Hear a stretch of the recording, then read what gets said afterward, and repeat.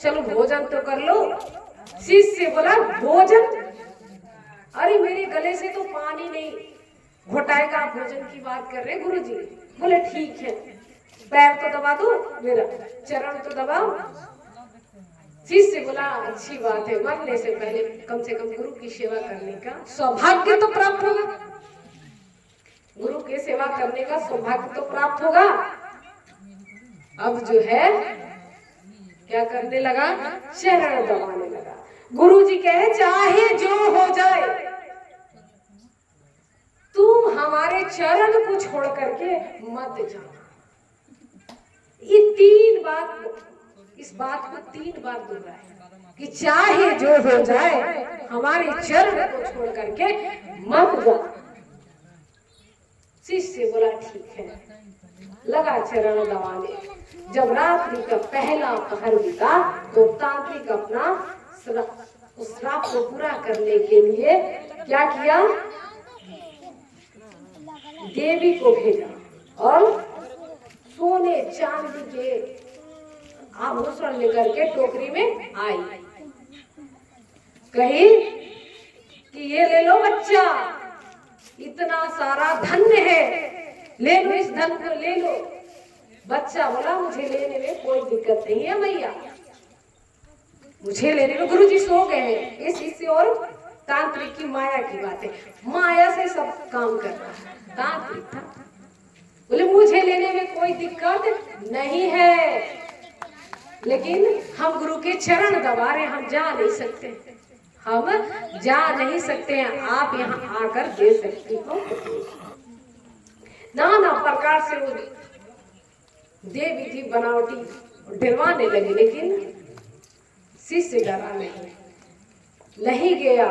अब देवी देखी, तांत्रिक माया से देवी बनाया था, देखी कि अब जो है मेरा प्रयास असफल रहा। जब रात्रि का दूसरा पहर बीता तो फिर अपना क्या किया, फिर रूप बना के आया, माँ का रूप बना करके आया। कहा कि आ जाओ बच्चे, मेरे गले लग जाओ, मेरे गले लग जाओ। सोचा शिष्य की मरते मरते माँ का दर्शन हो जाएगा, इससे बड़ा सौभाग्य क्या है कि मरने से पहले माँ का दर्शन हो जाएगा। बोले बेटा आ जा, गले लग जा। शिष्य बोला माँ अरे मैं गले कैसे लगूं, मैं तो गुरु का चरण दबा रहे हैं, आप ही आ जाओ, आप ही आ जाओ।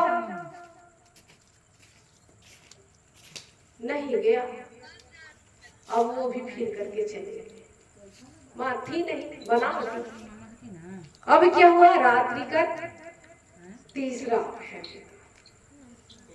अब तांत्रिक जो है खुद ही आया और कहा चलो तुम्हारा जाने का समय हो गया, तुम्हारा जाने का समय हो गया। काल का रूप धारण करके आया है। शिष्य बोला नहीं जाऊंगा, चाहे जो हो जाए, तुमको अगर सामर्थ्य है तो यहाँ से आकर के घसीट करके ले जाओ, लेकिन हम गुरु के चरण छोड़ के नहीं जाएंगे। और ऐसे वार्तालाप के बीच सुबह होने लगी और देखा तांत्रिक की सुबह हो गया, बस भाग गया। सुबह हुई, गुरुजी जगे, पूछे क्या हुआ, तुम कहते कि सुबह का सूर्य नहीं देखेंगे, उस तांत्रिक की बात झूठ नहीं होती है।